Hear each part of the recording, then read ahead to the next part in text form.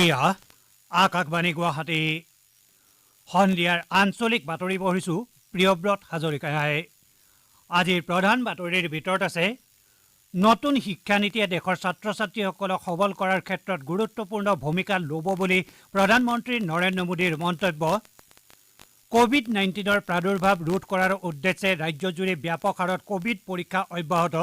আজিও বিভিন্ন জিলাত ভালেমান লোক কোভিডত আক্ৰান্ত। ভাৰতত কোভিডত আক্ৰান্তৰ আৰোগ্যৰ হাৰ 63.98% বৃদ্ধি। এতিয়ালৈকে প্ৰায় 42,000 লোকৰ মৃত্যু। দেশৰ অন্যান্য প্ৰান্তৰ লগতে অসমতো ৰাষ্ট্ৰীয় হস্ততাঁত দিৱস পালন। হস্ততাঁত উদ্যোগৰ প্ৰসাৰৰ উদ্দেশ্যে কেন্দ্ৰীয় মন্ত্ৰী স্মৃতি ইৰাণীৰ দ্বাৰা মোবাইল এপ্লিকেশ্যন আৰু পৰ্টেল মুকলি। আৰু ৰাজ্যখনৰ বান পৰিস্থিতি উন্নত হৈছে যদিও ভালেমান ঠাইত খহনীয়াৰ কবলত। এতিয়া শুনক বিতং বাতৰি। প্ৰধানমন্ত্ৰী নৰেন্দ্ৰ মোদীয়ে কৈছে যে নতুন শিক্ষানীতিয়ে দেশৰ ছাত্ৰ ছাত্ৰীসকলক সবল কৰাৰ ক্ষেত্ৰত গুৰুত্বপূৰ্ণ ভূমিকা গ্ৰহণ কৰিব। ভিডিঅ' কনফাৰেন্সিং ব্যৱস্থাৰ জৰিয়তে ৰাষ্ট্ৰীয় শিক্ষানীতি সন্মিলনত ভাষণ দি প্ৰধানমন্ত্ৰীগৰাকীয়ে এই কথা প্ৰকাশ কৰিছে। ৰাষ্ট্ৰীয় শিক্ষানীতি সৰ্বাংগীন ৰূপত কাৰ্যকৰীকৰণৰ ওপৰত গুৰুত্ব দি প্ৰধানমন্ত্ৰীগৰাকীয়ে কৈছে যে এই সন্মিলনে শিক্ষানীতিৰ কাৰ্য ৰূপায়ণৰ ক্ষেত্ৰত সহায় কৰিব পৰাকৈ প্ৰয়োজনীয় তথ্যৰ যোগান ধৰিব। দেশৰ শিক্ষা ব্যৱস্থা আন্তঃৰাষ্ট্ৰীয় মানৰ হ'ব লাগিব বুলি উল্লেখ কৰি প্ৰধানমন্ত্ৰীগৰাকীয়ে পুনৰ কৈছে যে ছাত্ৰ ছাত্ৰী আৰু যুৱ প্ৰজন্মই নিজকে সেই পৰ্যায়লৈ লৈ যোৱাৰ বাবে অগ্ৰসৰ হ'ব লাগিব যদিও কোনেও নিজৰ শিপাক পাহৰি যোৱা উচিত নহয়। তেওঁ আঞ্চলিক ভাষাত শিক্ষাদান কৰাৰ ওপৰত গুৰুত্ব আৰোপ কৰি কৈছে যে আঞ্চলিক ভাষাত শিক্ষাদানে কণ কণ ছাত্ৰ ছাত্ৰীসকলক সহায় কৰিব। শ্ৰী মোদীয়ে ছাত্ৰ ছাত্ৰীৰ ওপৰত তথ্য আৰু বিষয়ৰ অধিক বোজা হ্ৰাস কৰাৰ ওপৰত গুৰুত্ব আৰোপ কৰে। প্ৰাক্তন ৰাষ্ট্ৰপতি APJ আব্দুল কালামৰ উদ্ধৃতি দি প্ৰধানমন্ত্ৰীগৰাকীয়ে কৈছে যে শিক্ষাৰ উদ্দেশ্য হ'ল ভাল মানুহ গঢ় দিয়াটো। এখন উন্নত ভাৰত গঢ় দিয়াৰ বাবে দ্ৰুত সংস্কাৰৰ ওপৰত গুৰুত্ব দি প্ৰধানমন্ত্ৰীগৰাকীয়ে কৈছে যে ছাত্ৰ ছাত্ৰীসকলে অনুসন্ধিৎসা আৰু সমৰ্পণৰ মনোভাৱেৰে জীৱনৰ পথত অগ্ৰসৰ হ'ব লাগে। নতুন শিক্ষানীতি সন্দৰ্ভত তেওঁ কোনো সন্দেহ থাকিলে অথবা কোনো বিষয়ে জানিব লগা থাকিলে এই সন্দৰ্ভত মতামতৰ বাবেও আহ্বান জনাইছে। তেওঁ কৈছে যে ছাত্ৰ ছাত্ৰীসকলে পাঠ্যক্ৰম বাছনিৰ ক্ষেত্ৰত এতিয়াৰে পৰা সম্পূৰ্ণ স্বাধীনতা পাব আৰু কেতবোৰ শাখাত উচ্চ শিক্ষা বিনামূলীয়াকৈ লাভ কৰিব। অনুসন্ধান, ব্যাখ্যা আৰু আলোচনাৰ ওপৰত ভিত্তি কৰি গ্ৰহণ কৰা শিক্ষা ব্যৱস্থাকো অধিক শক্তিশালী কৰিব বুলিও তেওঁ মন্তব্য কৰে।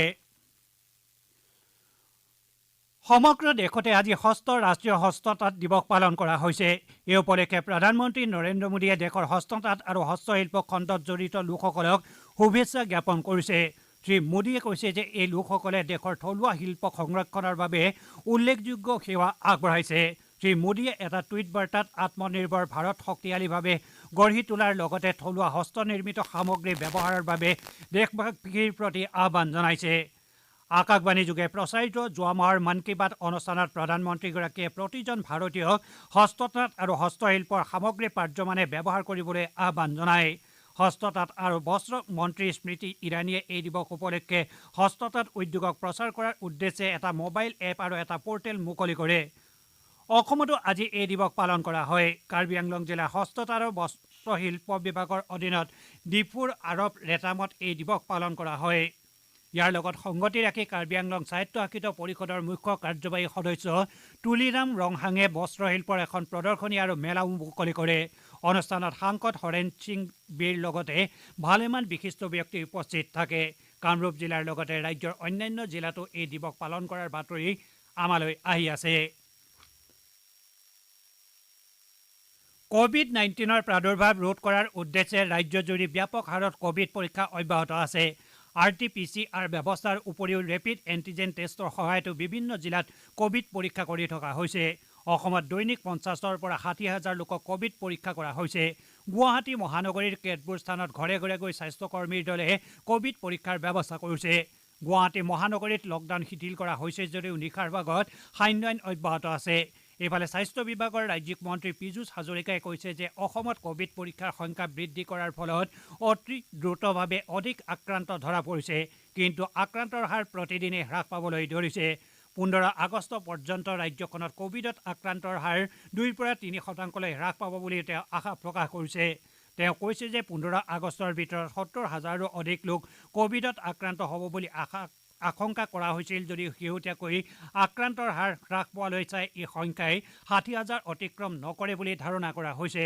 অৱশ্যে তেওঁ আক্ৰান্তৰ হাৰ হ্ৰাস পালেও জনসাধাৰণক সতৰ্ক হ'বলৈ আহ্বান জনাইছে। কোকৰাঝাৰ জিলাত আজি ৬১জন লোকৰ দেহত নতুনকৈ কভিডৰ সংক্ৰমণ ধৰা পৰে। ইয়াকে লৈ জিলাখনত মুঠ আক্ৰান্তৰ সংখ্যা ৮৫৩ হৈছেগৈ। ইয়াৰে ৪৮৯জন আৰোগ্য হোৱাৰ বিপৰীতে ৩৪৩জন চিকিৎসাধীন হৈ আছে। লখিমপুৰ জিলাত এতিয়ালৈকে প্ৰায় ১২,০০০ লোকৰ ৰেপিড এণ্টিজেন টেষ্ট কৰা হয়। জিলাখনত যোৱা ১৩ জুলাইৰ পৰা আৰম্ভ হোৱা এই ৰেপিড এণ্টিজেন টেষ্টৰ জৰিয়তে ৫০৩জন লোকৰ দেহত COVID-19 সংক্ৰমণ ধৰা পেলোৱা হয়। জিলাখনৰ বজাৰ এলেকা আৰু বিভিন্ন চৰকাৰী বেচৰকাৰী কাৰ্যালয়ত কভিড পৰীক্ষা কৰি থকা হৈছে। জিলাখনত কভিডত আক্ৰান্ত ৰোগীৰ সংখ্যা বৃদ্ধি পোৱাৰ প্ৰতি লক্ষ্য ৰাখি চিকিৎসালয়সহ ৭টা স্থানত চিকিৎসাৰ ব্যৱস্থা কৰা হৈছে। দক্ষিণ শালমাৰা মানকাছৰ জিলাত আজি নতুনকৈ ৯জন লোক COVID-19ত আক্ৰান্ত হয়। ইয়াকে লৈ জিলাখনত এই ৰোগত আক্ৰান্ত লোকৰ সংখ্যা ৮৯লৈ বৃদ্ধি পাইছে। ইয়াৰে ৬২জন আৰোগ্য হোৱাৰ বিপৰীতে ২৭জন ৰোগীক হাটশিঙিমাৰী মহকুমা অসামৰিক চিকিৎসালয়ত ৰখা হৈছে। এইপিনে ধুবুৰী জিলাত আজি নতুনকৈ ৮৬জন লোক কভিডত আক্ৰান্ত হৈছে। ইয়াকে লৈ জিলাখনত মুঠ আক্ৰান্তৰ সংখ্যা ১,৪৬৭লৈ বৃদ্ধি পালে। ইয়াৰে ৪২২জন চিকিৎসাধীন হৈ থকাৰ বিপৰীতে ১,০৪৩জন আৰোগ্য হৈছে। জিলাখনত ইতিমধ্যে এই ৰোগত আক্ৰান্ত হৈ ৩জন লোকৰ মৃত্যু ঘটে। হাইলাকান্দি জিলাত আজি ৬৩জন লোকৰ দেহত কভিডৰ সংক্ৰমণ ধৰা পৰিছে। জিলাখনত এতিয়ালৈকে ১,২৪৮জন লোক কভিডত আক্ৰান্ত হৈছে। ইয়াৰে ৩২৮জন চিকিৎসাধীন হৈ আছে। এতিয়া পৰৱৰ্তী বাতৰি ভাস্বতী চক্ৰৱৰ্তীৰ পৰা। আপোনালোকে বাতৰি শুনিছে আকাশবাণী গুৱাহাটী কেন্দ্ৰৰ পৰা। কেন্দ্ৰীয় চৰকাৰে COVID-19 সম্পৰ্কীয় তথ্য আহৰণৰ বাবে ৰাষ্ট্ৰীয় মানৱ দেহৰ পৰীক্ষণৰ পঞ্জীয়ন মুকলি কৰাৰ পৰিকল্পনা কৰিছে। স্বাস্থ্য আৰু পৰিয়াল কল্যাণ মন্ত্ৰালয়, ভাৰতীয় স্বাস্থ্য গৱেষণা পৰিষদ আৰু অখিল ভাৰতীয় আয়ুৰ্বিজ্ঞান প্ৰতিষ্ঠানে দেশৰ ১০০খন চিকিৎসালয়ৰ পৰা তথ্য আহৰণৰ উদ্দেশ্যে এই ব্যৱস্থা মুকলি কৰাৰ প্ৰস্তাৱ আগবঢ়াইছে। এই পঞ্জীয়নৰ মূল লক্ষ্য হ'ল প্ৰকৃত সময়ত মানৱ দেহৰ পৰীক্ষণৰ তথ্য আহৰণ কৰা, যিয়ে প্ৰামাণিক ভিত্তিত মানৱ দেহৰ পৰীক্ষণৰ প্ৰয়োগ, গৱেষণা, নীতি নিৰ্দেশনা ৰূপায়ণ আৰু নীতি প্ৰস্তুতৰ ক্ষেত্ৰত সহায়ক হ'ব। ইপিনে ভাৰতত কভিডত আক্ৰান্ত হৈ আৰোগ্য লাভ কৰা লোকৰ সংখ্যা ১৩ লাখ অতিক্ৰম কৰিছে। যোৱা ২৪ ঘণ্টাত ৪৯,০০০তকৈ অধিক লোক সুস্থ হৈ ঘৰলৈ উভতিছে। ইয়াকে লৈ ভাৰতত আৰোগ্যৰ হাৰ ৬৭.৯৮% হৈছেগৈ। আনহাতে মৃত্যুৰ হাৰ ২.০৫%লৈ হ্ৰাস পাইছে। স্বাস্থ্য আৰু পৰিয়াল কল্যাণ মন্ত্ৰালয়ে প্ৰকাশ কৰা মতে যোৱা ২৪ ঘণ্টাত দেশত ৬২,০০০ৰো অধিক লোক নতুনকৈ এই ৰোগত আক্ৰান্ত হৈছে। উল্লেখযোগ্য যে ভাৰতত এদিনতে কভিডত আক্ৰান্ত হোৱা লোকৰ সংখ্যা এয়াই সৰ্বাধিক। ইয়াকে লৈ দেশত কভিড আক্ৰান্তৰ সংখ্যাই ২০,২৭,০০০ অতিক্ৰম কৰিছে। ইয়াৰে ৬ লাখতকৈ অধিক লোক চিকিৎসাধীন হৈ আছে। যোৱা ২৪ ঘণ্টাত ৮৮৬জন লোকৰ মৃত্যু হোৱাত এই ৰোগত প্ৰাণ হেৰুওৱা লোকৰ সংখ্যা ৪১,৫৮৫ হৈছেগৈ। ভাৰতীয় স্বাস্থ্য গৱেষণা পৰিষদে জনোৱা মতে দেশত এতিয়ালৈকে মুঠ ২,২৭,৮৮,০০০তকৈ অধিক কভিড পৰীক্ষা কৰা হৈছে। বৰ্তমান ১,৩৮৩টা গৱেষণাগাৰত এই কভিড পৰীক্ষা অব্যাহত আছে। ৰাজ্যৰ কৃষি আৰু পশুপালন মন্ত্ৰী অতুল বৰাই আজি ৰাজ্য চৰকাৰৰ আত্মনিৰ্ভৰ অসম কাৰ্যসূচীৰ অধীনত অসম পশুধন নিগমে আৰম্ভ কৰা পথাৰো আমাৰ বজাৰো আমাৰ শীৰ্ষক কাৰ্যসূচীৰ অংশ হিচাপে গুৱাহাটীৰ বামুণী মৈদামত এখন স্বাস্থ্যসন্মত মাংস আৰু দুগ্ধজাত সামগ্ৰীৰ বিপণী মুকলি কৰে। উদ্বোধনী অনুষ্ঠানত ভাষণ দি মন্ত্ৰীগৰাকীয়ে কয় যে এই কাৰ্যসূচীৰ জৰিয়তে যুৱক যুৱতীসকল বিশেষভাৱে লাভৱান হোৱাৰ লগতে ৰাজ্যৰ অৰ্থনৈতিক বুনিয়াদো শক্তিশালী হ'ব। অনুষ্ঠানত ভাষণ দি অসম পশুধন নিগমৰ অধ্যক্ষগৰাকীয়ে কয় যে এই কাৰ্যসূচীৰ সৈতে জড়িত হ'বলৈ ৰাজ্যৰ বিভিন্ন প্ৰান্তৰ বহু যুৱক যুৱতী আগবাঢ়ি আহিছে। তেওঁ কয় যে গুৱাহাটীত এনে 7খন বিপণী মুকলি কৰা হৈছে আৰু চলিত মাহৰ ভিতৰত আৰু 50খন অনুৰূপ বিপণী মুকলি কৰা হ'ব। গুৱাহাটীৰ লগতে আন জিলাসমূহতো এনেধৰণৰ বিপণী মুকলি কৰা হ'ব বুলি উল্লেখ কৰি অধ্যক্ষগৰাকীয়ে কয় যে বিভিন্ন আঁচনিৰ জৰিয়তে পাম খুলিবলৈ যুৱক যুৱতীসকলক সকলো ধৰণৰ সহযোগিতা আগবঢ়োৱা হ'ব। ৰাজ্যখনৰ বান পৰিস্থিতি উন্নত হৈছে যদিও এতিয়াও ধেমাজি, বাক্সা, চিৰাং, কোকৰাঝাৰ, মৰিগাঁও আৰু কামৰূপ মহানগৰ জিলাৰ কেতবোৰ ঠাই বানৰ কবলত আছে। মৰিগাঁও জিলাৰ ৮২খন, ধেমাজি জিলাৰ 10খন, কোকৰাঝাৰ জিলাৰ 12খন, বাক্সা জিলাৰ 3খন আৰু চিৰাং জিলাৰ 1খন গাঁৱৰ লগতে কামৰূপ মহানগৰ জিলাৰ সোণাপুৰৰ 4খন গাঁও এতিয়াও জলমগ্ন হৈয়ে আছে। বানত ১২,৫০০ৰো অধিক লোক ক্ষতিগ্ৰস্ত হোৱাৰ লগতে প্ৰায় ৫,৪০০ হেক্টৰ কৃষিভূমি প্লাবিত হৈছে। ধেমাজি আৰু চিৰাং জিলাত স্থাপন কৰা দুটা আশ্ৰয় শিবিৰত ২০০ৰো অধিক লোকে আশ্ৰয় লৈ আছে। বানত প্ৰায় 4,500 পশুধন ক্ষতিগ্ৰস্ত হৈছে। ইয়াৰে সৰ্বাধিক 4,000 পশুধন মৰিগাঁও জিলাৰ। ইফালে বানৰ লগতে ৰাজ্যৰ কেতবোৰ ঠাইত খহনীয়া সমস্যাই গুৰুতৰ ৰূপ ধাৰণ কৰিছে। দক্ষিণ শালমাৰা মানকাছাৰ জিলাত ভালেমান গাঁও ব্ৰহ্মপুত্ৰৰ খহনীয়াৰ কবলত পৰিছে। ওদালগুৰি জিলাতো কলাইগাঁও, ওদালগুৰি, হৰিশিঙা, ৰাজচক্ৰ এলেকাৰ ভালেমান ঠাই খহনীয়াৰ ফলত ক্ষতিগ্ৰস্ত হৈছে। ইফালে কাজিৰঙা ৰাষ্ট্ৰীয় উদ্যানৰ বান পৰিস্থিতি উন্নত হোৱাত চুবুৰীয়া কাৰ্বি পাহাৰলৈ ঢাপলি মেলা বন্যপ্ৰাণীসমূহ পুনৰ উদ্যানখনলৈ উভতি অহা পৰিলক্ষিত হৈছে। কোভিড-19ৰ প্ৰাদুৰ্ভাৱ বৃদ্ধি পোৱাৰ প্ৰতি লক্ষ্য ৰাখি অসমৰ উপৰিও উত্তৰ পূৰ্বাঞ্চলৰ আন ৰাজ্যকেইখনতো কোভিড পৰীক্ষা প্ৰক্ৰিয়া দ্ৰুত কৰি তোলা হৈছে। অৰুণাচল প্ৰদেশত এতিয়ালৈকে 98,000 কোভিড পৰীক্ষা কৰা হৈছে। ইফালে ৰাজ্যখনৰ নামচাই জিলা প্ৰশাসনে পৰ্টাৰ পদৰ বাবে অনুষ্ঠিত নিযুক্তি সমাৱেশত অংশ লোৱা সকলো প্ৰাৰ্থীকে 14 দিনৰ বাবে হোম কোৱাৰেণ্টাইনত থকাৰ নিৰ্দেশ দিছে। উল্লেখযোগ্য যে এই নিযুক্তি সমাৱেশত অংশ লোৱা 55 জন লোকৰ দেশত কোভিডৰ সংক্ৰমণ ধৰা পৰিছে। মিজোৰামত যোৱা 24 ঘণ্টাত 320 জন লোকৰ ৰেপিড এণ্টিজেন টেষ্ট কৰা হয়। ইয়াৰে 18 জন ট্ৰাক চালকৰ দেহত কোভিড-19ৰ সংক্ৰমণ ধৰা পৰিছে। ৰাজ্যখনৰ কোলাশিব জিলাৰ থিংদাউল আৰু চেথাউন নামৰ গাঁও দুখনৰ মাজত ঘাইপথত আবদ্ধ হৈ থকা 600খনৰো অধিক ট্ৰাকৰ চালক আৰু হেণ্ডিমেনসকলৰ কোভিড পৰীক্ষা কৰাৰ ব্যৱস্থা কৰা হৈছে। ৰাজ্যখনত যোৱা 24 ঘণ্টাত মুঠ 19 জন লোক কোভিডত আক্ৰান্ত হৈছে। ইয়াকে লৈ ৰাজ্যখনত আক্ৰান্তৰ সংখ্যা 539 হৈছেগৈ। ইয়াৰে 288 জন সুস্থ হৈ উঠাৰ বিপৰীতে 251 জন চিকিৎসাধীন হৈ আছে। মেঘালয়ত আজি আৰু 16 জন লোক কোভিড-19ত আক্ৰান্ত হোৱাৰ ফলত ৰাজ্যখনত এতিয়া চিকিৎসাধীন লোকৰ সংখ্যা 590লৈ বৃদ্ধি পাইছে। শ্বিলঙত স্বাস্থ্যমন্ত্ৰীগৰাকীয়ে জনোৱা মতে আজি আক্ৰান্ত 16 জনৰ ভিতৰত 11 জন পূব খাচী পাহাৰ জিলা আৰু এগৰাকী অসামৰিক চিকিৎসালয়ৰ নাৰ্ছ আৰু নেগ্ৰিনছৰ 3 জন চিকিৎসকো আছে। অৱশ্যে চিকিৎসাধীন আৰু বৰ্তমান সুস্থ হৈ উঠা 66 জন লোকক আজি চিকিৎসালয়ৰ পৰা যাবলৈ দিয়া হৈছে। মেঘালয়ত এতিয়ালৈকে কোভিড-19ত 1006 জন লোক আক্ৰান্ত হৈছে।